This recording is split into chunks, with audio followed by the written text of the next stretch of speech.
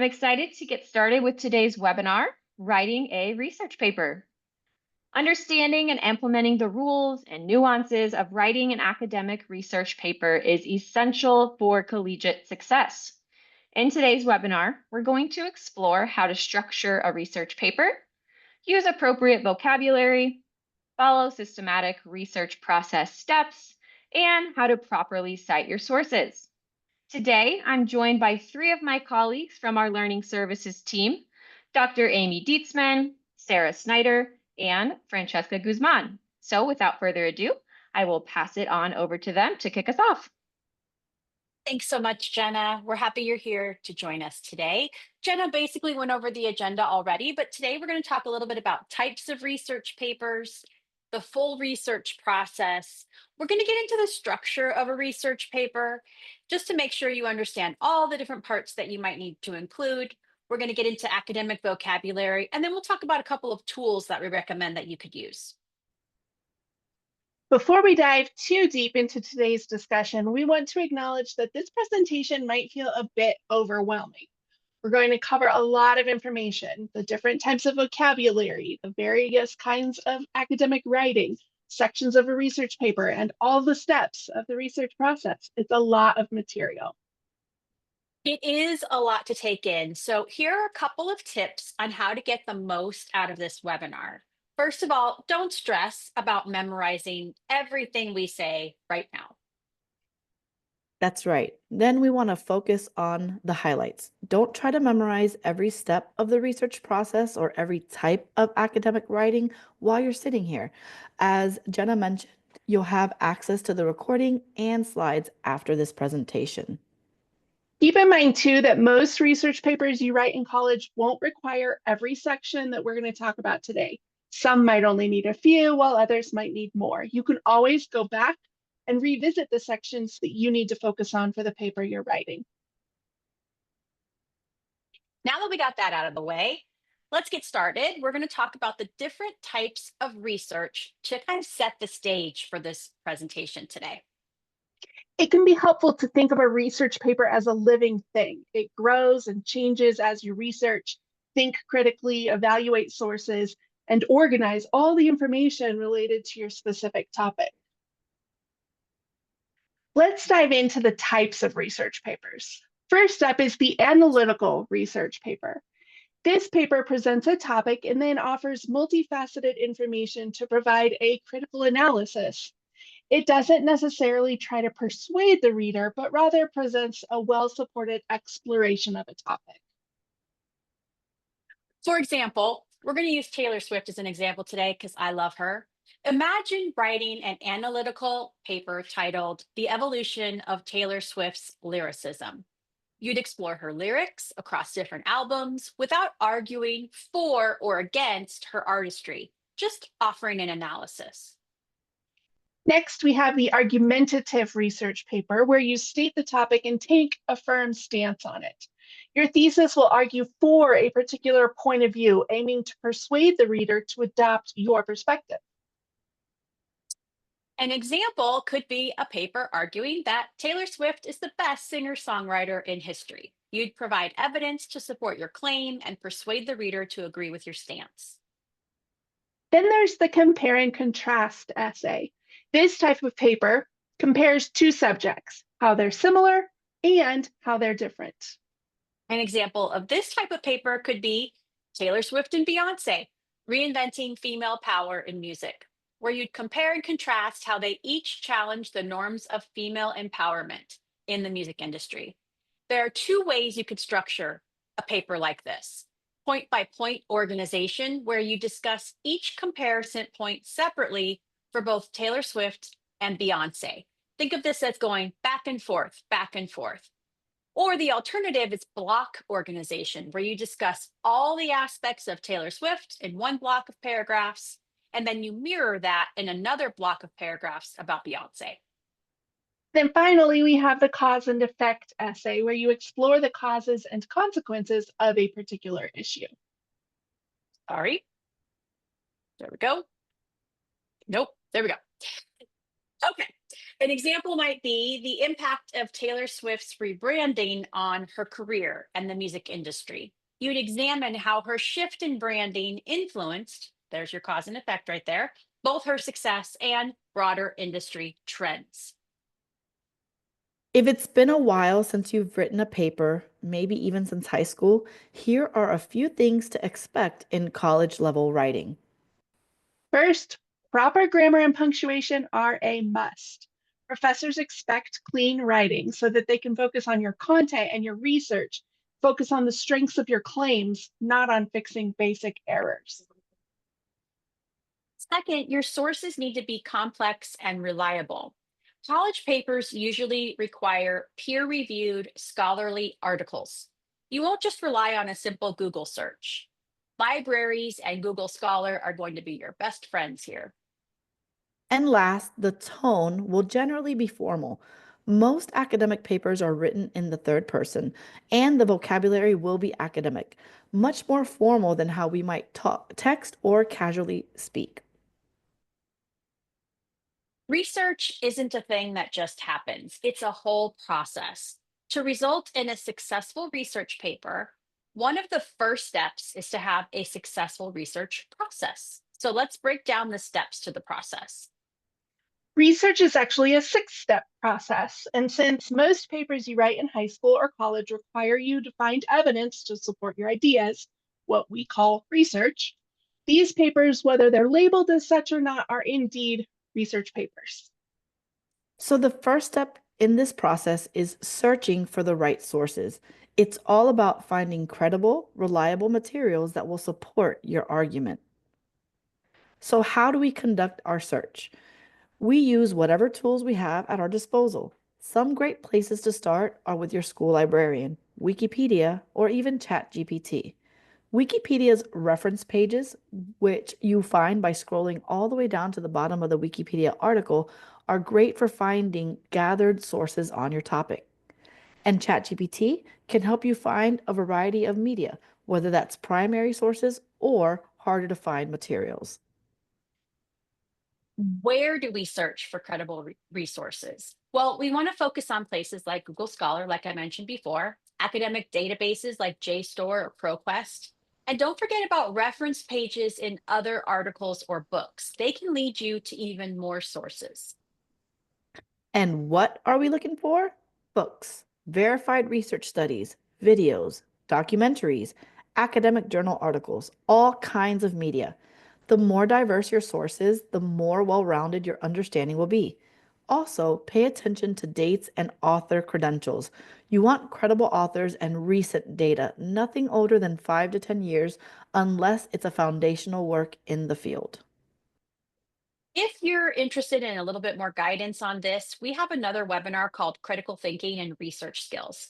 And we have it on our YouTube page. We also have it on our webinar hub. We're going to go into a little bit more depth about how to, where and how to find those resources in that webinar and a few others that we're going to talk about in a little bit. And we'll share all of that with you at the end. So you can go and reference those if you want to. Here's an interesting example. This is part of the references section of a Wikipedia article about Taylor Swift.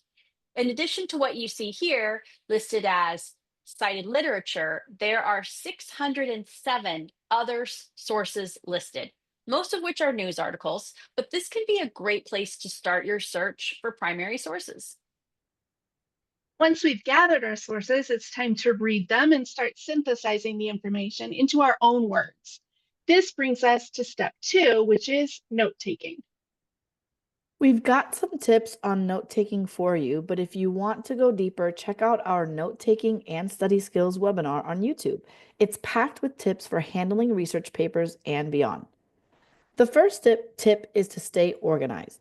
If you start by creating your references page and adding to it as you collect sources, you can then number or color code your sources and easily match your notes to them.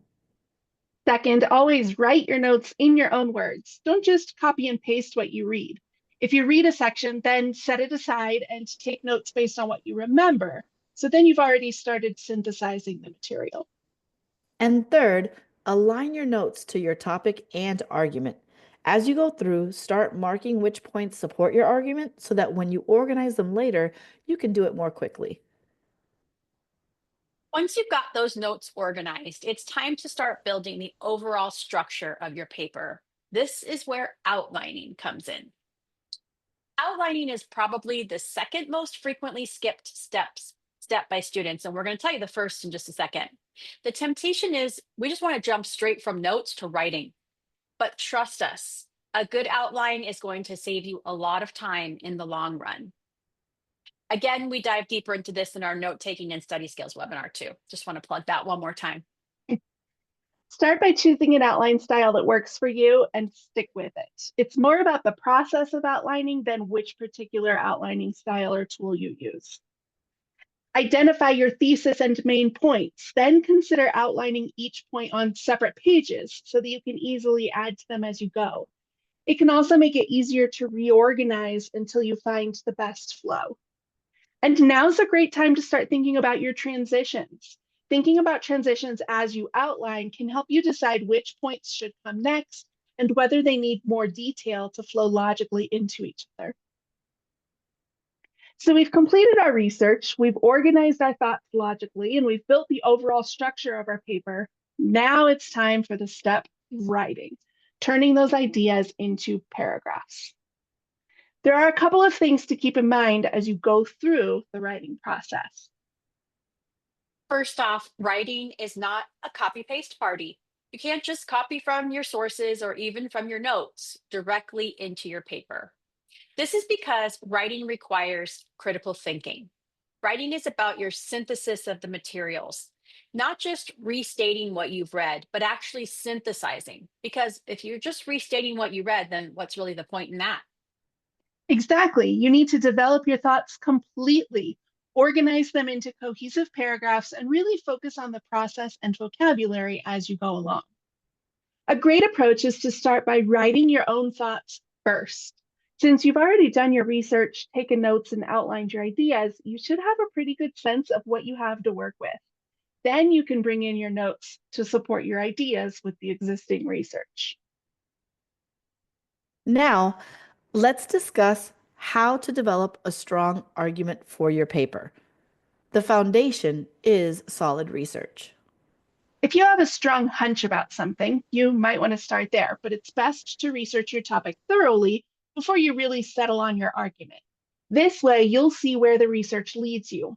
For example, let's say I want to write about how Taylor Swift was influenced by James Taylor. Maybe I heard somewhere that she was named after him. But as I do my research, I can't really find any articles that support this claim. And instead, I find that she was influenced by Shania Twain. Well, then, I need to reconsider my topic. Another important point is to clarify your position. Your argument should have two sides. For example, if you say there are more hurricanes now than ever before, that's a fact, not an argument. But if you explore why there are more hurricanes, now you have a researchable argument. And remember, your argument should be based on facts and research, not just your personal opinions. A strong argumentative paper is grounded in objective data, not subjective views. Finally, make sure your research supports your position. If you can't find the research to back up your ideas, your position may not be solid, and it might be time to reassess your argument. As you're writing, you should be keeping track of where your ideas are coming from. Even something as simple as numbering your sources and using those numbers as you write can really help you later. That will make step 5 so much easier, which is giving credit where credit is due. At this point, we formalize our citations, making sure that we're citing everything properly. This is where all those good notes you took really come into play. If you numbered or color-coded your sources, you'll know exactly where to put your citations and which sources to include on your reference page. And when you're doing in-text citations, remember to mix it up. You don't want every citation to start with, "The researchers said." Keep it varied.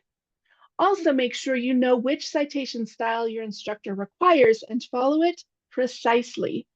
This ensures that you're giving proper credit to the research backing up your ideas. We'll show you in a minute how you can double check that you got this part right, because the precision required for citing sources is a little tricky and super important. So we've done the writing. We've cited properly. Are we done? Almost. There's still one critical step left.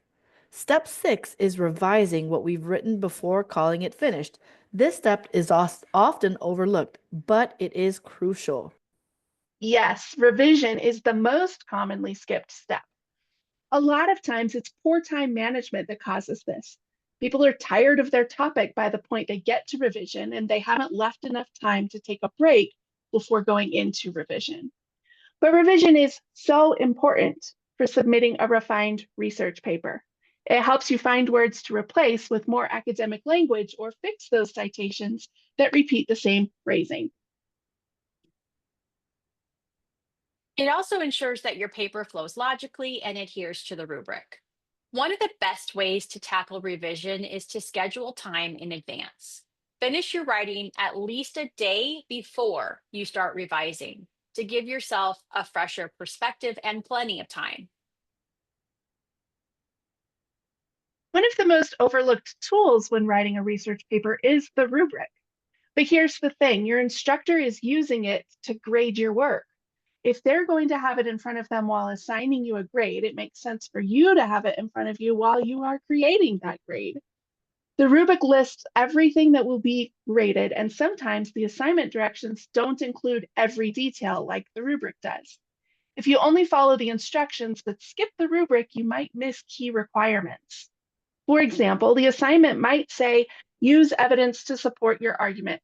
Sounds straightforward, right? But if you check the rubric, maybe it says that you need 5 to 6 pieces of evidence from at least 3 different sources. That's a big difference. If you only read the directions and included 2 pieces of evidence, you would have lost critical points, even though you technically followed the instructions. This is why reviewing the rubric before you start writing is just as important as checking it before submitting your paper. Once you've reviewed the rubric and made sure your paper meets all the criteria, you can submit your work confidently, knowing that you've done your best.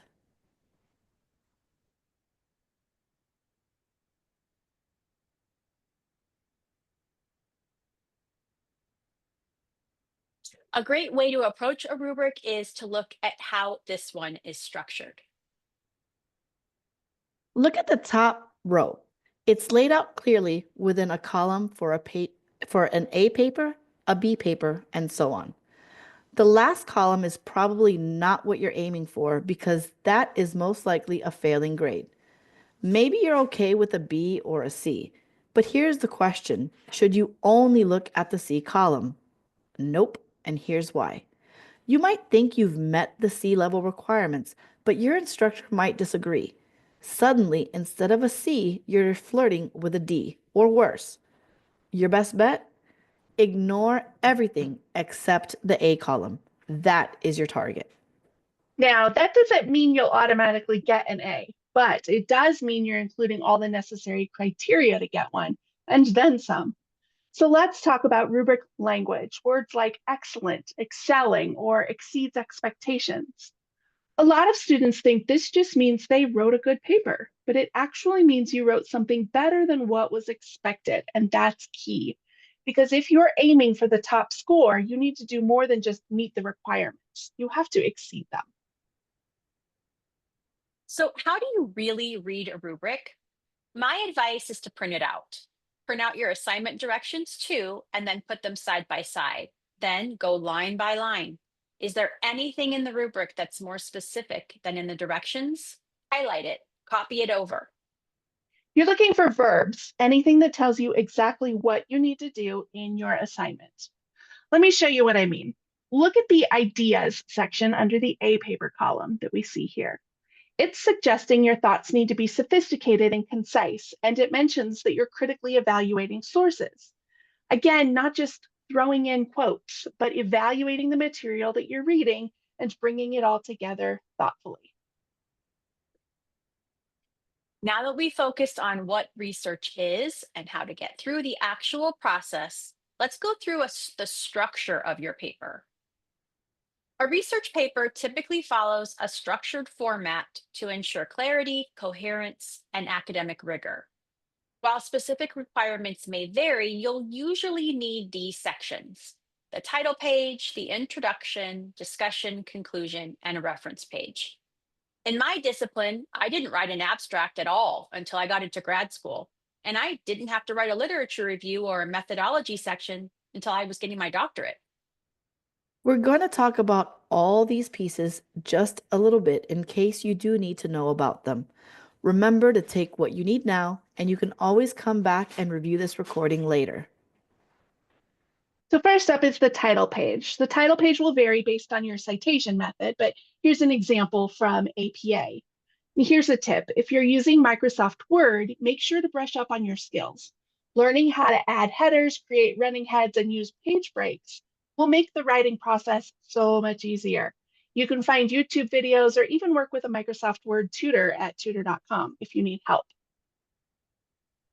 An abstract is just a brief summary of your paper, and you should write it last. It should be around 150 to 250 words, which is typically about half a page. In most cases, the abstract will be its own page with only the header on it and nothing else. The introduction is one of the trickiest parts of writing a research paper. If you get stuck on how to start it, how to maybe hook the reader, or even how to write your thesis statement, well, try writing this paragraph later. Your thesis serves as the roadmap for your paper. If you know where you're going, you can write your thesis statement quickly and come back to the introduction once you're more comfortable with your topic. For example, keeping with our compare and contrast paper topic, our thesis statement might look a little bit like this.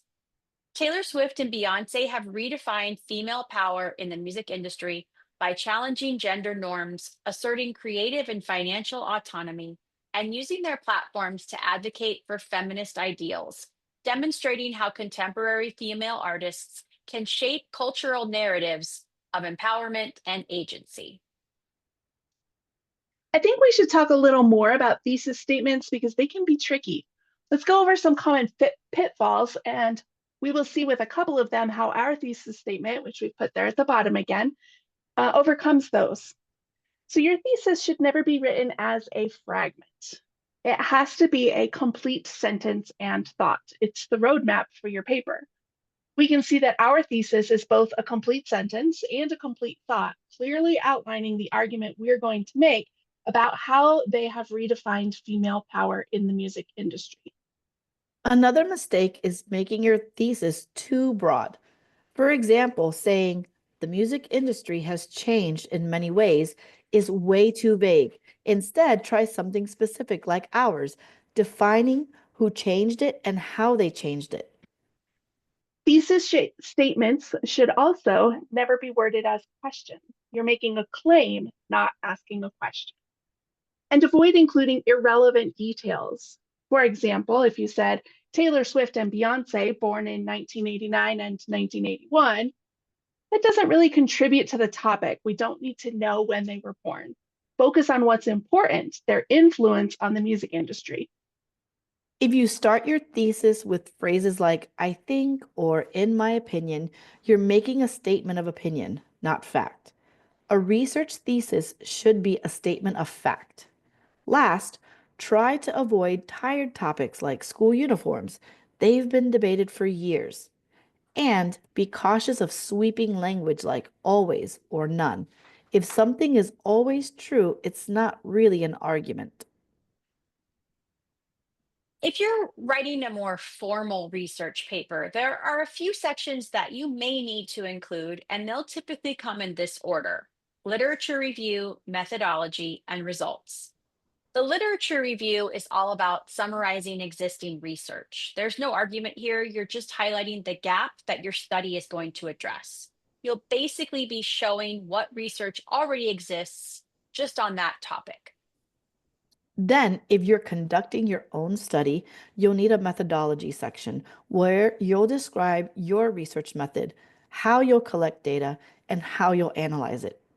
And finally, the results section is where you present your findings from the study. Like if you sent a bunch of people a survey about their favorite music, you'd explain the data from that survey in this section. Now let's talk about the discussion section. This is where you really dive into your argument. In the discussion, you'll take the research you've conducted and build a coherent argument. For instance, if you're comparing Taylor Swift and Beyonce, this is where you'll actually compare their styles, their influence, their music. Depending on the scope of your assignment, this could be anywhere from 3 paragraphs to 50. Just make sure that you're presenting a strong, well supported by the research argument. And next up is the conclusion. This is where you wrap everything up and bring all of your ideas together. You'll want to restate your thesis, but not in the exact same way that you wrote it before in your introduction. You should say it in different words to summarize your paper's argument. For example, we might restate our thesis like so at the start of our conclusion. Taylor Swift and Beyonce have emerged as transformative figures in the music industry, reshaping traditional notions of female power through their artistry, business acumen, and advocacy. You might notice that I'm basically saying the same thing I said in the other thesis, but it's different. And then we proceed to summarize our argument after that. Your conclusion is usually one of the shortest paragraphs of your paper, but it's still one of the most important because it leaves that lasting impression on the reader or on your instructor. Let's talk about your reference page. This is where you show your readers where all your research came from. Since this is a research paper, well, the research is the star. Make sure the reference page is thoroughly and correctly formatted. And if you conducted your own study, your appendices will include things like questionnaires, raw data, or even permission slips if you needed them. And remember, you don't have to write everything in order. If the second paragraph is coming together for you, go ahead and start there. For me, I'd outline first, then write my thesis. After that, I'd focus on the body paragraphs and reference page together, then wrap up the introduction and conclusion. If there's an abstract required, I'd write that last. All right, we've gotten through the most intricate parts of this webinar. It was a lot, so take a deep breath. We've learned about the types of research, the research process, parts of the research paper, but now we're going to talk about academic vocabulary. Academic vocabulary refers to words that are specifically used in academic contexts, like in lectures, seminars, essays, articles, or reports. There are 3 main categories of words to consider: general words, academic words, and technical words. When choosing general words for academic use, we want to prioritize precision and formality. For example, instead of saying something is bad, you might say it's detrimental, harmful, or problematic. These words are not only more formal, but also more precise. Instead of using hard, we might say challenging, complex, or demanding. Each word conveys a different degree of difficulty. These choices give your writing more specificity and clarity. Now let's talk about academic words. These are words that have specific meaning in academic writing. Take the word population, for example. Outside of academia, it might refer to the people living in a particular area. But in academic writing, it often refers to a statistical aggregate from which samples can be drawn. Another example is the word control. In everyday use, it might mean to exert power over something or someone. But in academic contexts, especially in scientific fields, it refers to a standard used in experiments. And then we have the most specific category, which is technical words. These are terms that are not only formal and academic, but are also specific to certain fields of study. In medicine, you might see words like biopsy and sepsis, where in the social sciences, you might see words like cognitive dissonance and political efficacy. When we use these terms, we're usually in a specialized context or talking to someone familiar with the field. These words have precise meanings and are crucial for effective communication within those fields. Well, we made it to our last section. We're going to talk about some tools that you can use to help you with that research paper. let's take a closer look at using AI responsibly in your research. AI can be a very helpful tool in many areas of the research process. You can use it to brainstorm and generate ideas, find additional sources, or even check your citations. Remember, however, that AI should never be used to write your paper. We've created a separate webinar on AI and academic integrity that goes way deeper into the do's and don'ts of using AI in academics. So you should check that out. At the Princeton Review, we have an AI writing tool that's a bit different from ChatGPT. It focuses on providing feedback to help you improve your writing rather than doing the work for you. You can upload your paper into this tool and select the academic level, essay type, and even provide your instructor's instructions. The tool then gives feedback based on your grade level and the type of essay you're writing. Once the AI has reviewed your document, which might take maybe 2 minutes, depending on its complexity, you'll receive overall feedback.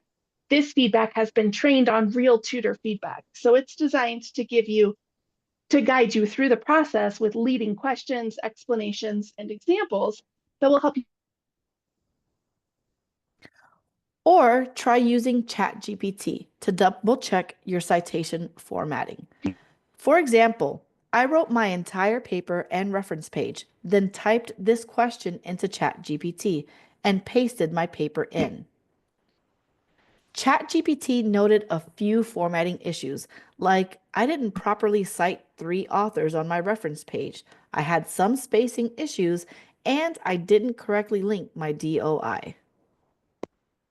At the end, it gave me a quick summary and even asked if I wanted it to make the changes for me. But since I want to learn from my mistakes, I opted to make the corrections myself. If you're looking for more free citation checkers, you can check out Scrivener and Grammarly. A few other plagiarism checkers are Copyscape and PlageScan. And there's a lot more out there, but these are just the ones that were pretty much free. So we thought we'd share those with you. And lastly, as we wrap up this webinar, we thought we'd share one more resource that we all used when we were going through school, which is Purdue OWL. Your school may have its own source that's similar to this, and they may prefer that you use theirs, but it's a great resource for learning how to correctly cite your sources in APA or MLA. We used a lot of different references when we were working on this webinar, so here they are. And here are our upcoming webinars and the ones that we've been talking about today. So actually, all of these are the ones we already talked about. So we had AI and academic integrity earlier. It was part of this series. We did it already this year, but you can check that out. And then the other ones are here. But if you want to come to our next webinar on preparing a presentation, we've got that one coming up on May 6th. You could use this QR code to register. In this webinar, you're going to learn about how to structure a presentation, how to engage your audience, divide the work up effectively for a group presentation, if you have to do those, which most of you do, and present confidently before your peers. So come and see how we can help you with these kinds of things. And as we mentioned, when we're talking about all those different webinars, here's our webinar hub. We also have a YouTube page just on our webinars, so you can find a bunch of things there. I'm going to pass it back now to Jenna for some Q&A. Awesome. Well, thank you, first of all, so much to each of our presenters today for all the awesome information that you guys shared.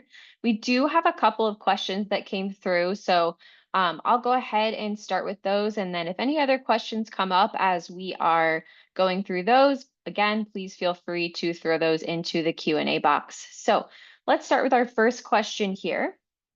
Do you have any recommendations about where I could learn more about using academic vocabulary in my research paper? I do. There is the EAP Foundation. It's one of the link to it is one of the sources on our reference page, so you can jump there when you guys get the slides. The EAP Foundation has some widgets that you can use to help further develop your academic vocabulary skills, especially helpful if English maybe isn't your native language, but it can help you dissect the differences between all those different types of vocabulary that we talked to, and I strongly recommend them. Awesome. Thanks, Sarah. We have another question that came through. It says, if you are writing an argumentative paper, how can you only deal with fact in your thesis? That's a great question. So write it as if it is fact. That's really, I think, what we meant there. So yeah, you may be arguing a specific stance on something. Of course, you're going to have research to back up that stance, like we talked about. If you can't find any research to back it up, then it's probably not a valid argument. So you have a lot of support for that argument, but you're going to write it as if it's a fact rather than saying, I think this, or writing it as a question. Even though, there may be someone else who could come along and say, well, I disagree with you. It's still writing as if it were a fact. A good tip. Thank you, Amy. We had one more question that came through. I'm not sure if any of you presenters are familiar with Citation Machine, but we have an attendee who's asking, if you are familiar, do you think it's a good resource to use? I I don't know citation machine if that's a specific thing. I will say that I have tried a lot of different citation type machines where you just plug in your source and it automatically writes it out for you and writes your reference page for you in APA or MLA. I haven't used those in a while because I've been out of school for a while, but I can say that I tried that. I usually found that it still made small mistakes and I would catch those mistakes. So I would redo it. And so then for me, I just found that it was a time waster. I found that I saved time if I just learned how to do it properly myself. So like I memorized APA forwards and backwards, but I had a little guidebook that I would look at when I couldn't, I couldn't remember how to do a certain thing. And I did it myself and I just found I was more accurate. But that's just me. Maybe there's something better out there. Great. We had one more question come through. Is it necessary to cite a template?